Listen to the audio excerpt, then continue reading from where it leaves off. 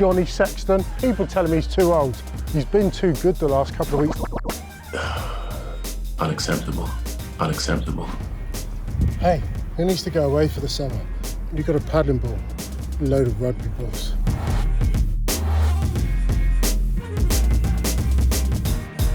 And this is how close Louis Rees-Zammit and Wales were to winning a Grand Slam out in Paris.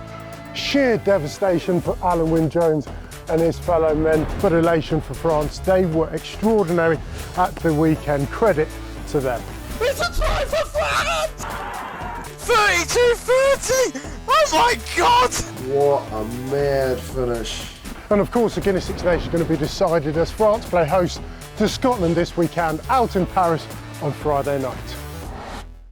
It's time for my Monye Six Nations Award. Been one of the best tournaments that I can remember.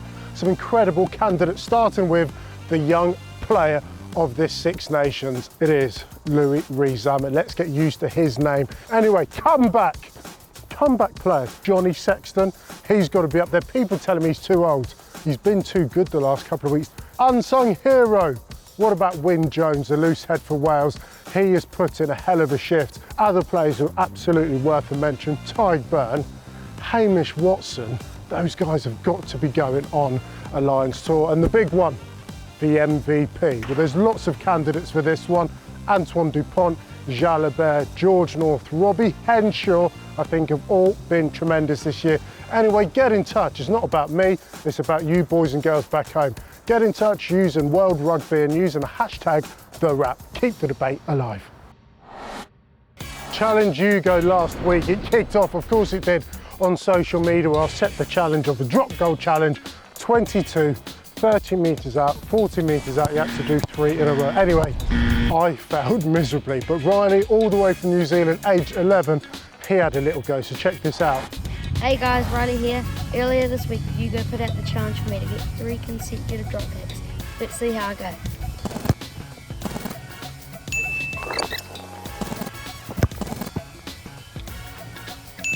Just over.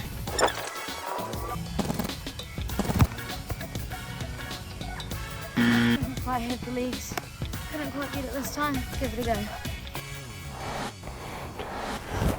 Oh, hey, how you doing? It's just me, new challenge. Challenge Ugo. Just prepping. Let's get to work. Challenge Ugo this week, grubber kick off the 22 into 3 paddling pools without water. Why no water? I don't know. But anyway, challenge on.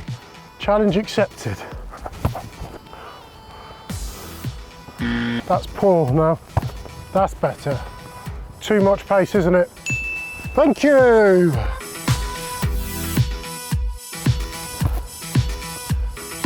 Come on, come on.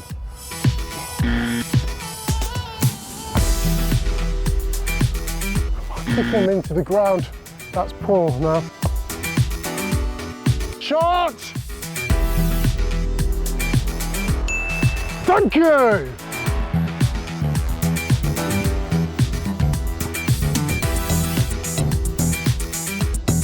Okay, currently got 2. I've switched it up, crossbar challenge and finish.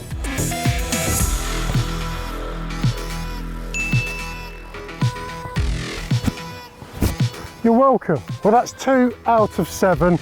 Get in touch, send us your clips, 22 into a paddling pool or any object that you want. Thank you very much for challenges. Keep them coming. Coming up, we get a dose of the world according to Max Laheath. You can't have a pair of trousers that will restrict you from fight or flight moments. We hear from New Zealand's Eloise Blackwell about some big news in the women's game and see who you think makes an all-sport rugby 15. Can you imagine him sniping around the base?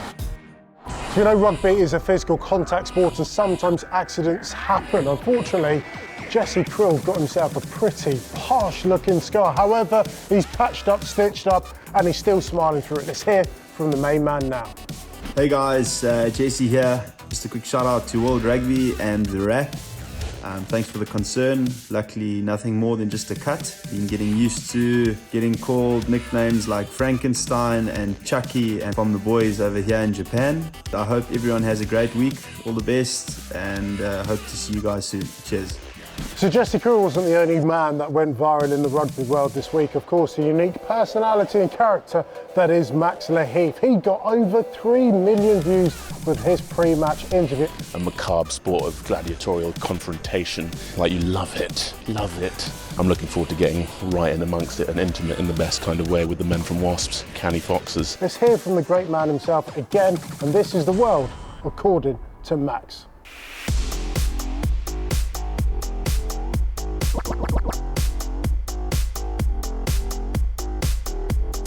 So I used to be like staunchly against this, but now I'm a firm advocate. If I'm getting a Domino's, I wouldn't really call it a Domino's pizza. I'd call it like a cake. It's like a savory cake, isn't it? It's a weird thing. But yeah, the pickled jalapenos, the pineapple has to come now. He's always involved. I do not want to be the first person to go there. It's going to be pretty awful. I'm giving it at least a good 100 years, I reckon. Bro, it would be awful. You'd be in like a massive aquarium bowl or something. Unacceptable. Also, my toes look like kind of velociraptor's feet, just mangled by rugby.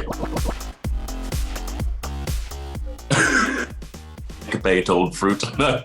Basically, my motto is with trousers, is you have to buy a pair of trousers you could run someone down in or do a squat in. You can't have a pair of trousers that will restrict you from fight or flight moments. And that is my number one rule of wearing jeans. Yeah, that's a thing, bro. That works.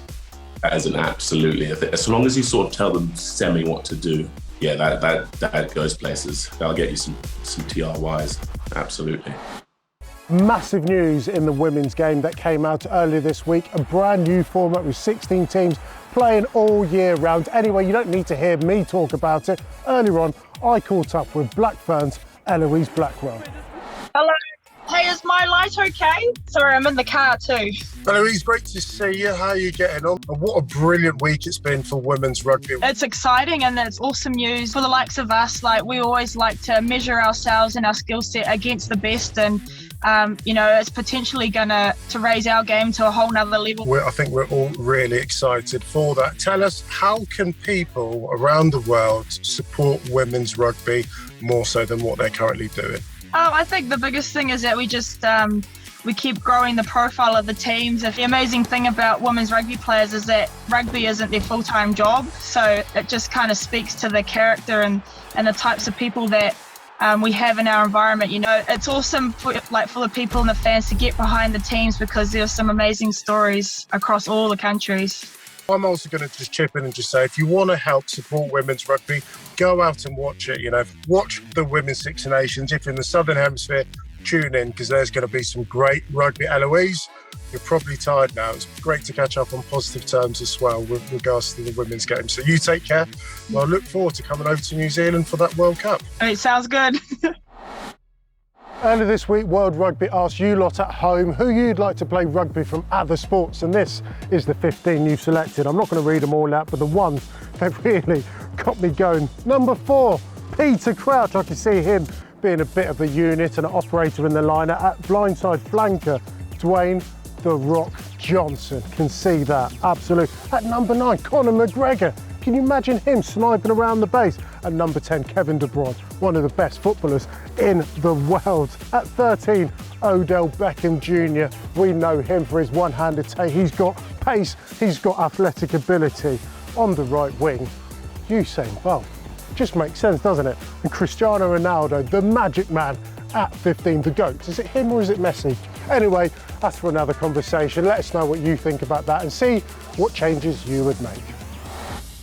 That's all we've got time for this week. Thank you to everyone that has got in touch with all the challenges, all the comments, and enjoyed the debate. Well, anyway, keep it coming. Absolutely love it. And make sure you click the bell to get the notification. World Rugby's YouTube page. Anyway, have a great week. We'll see you again soon.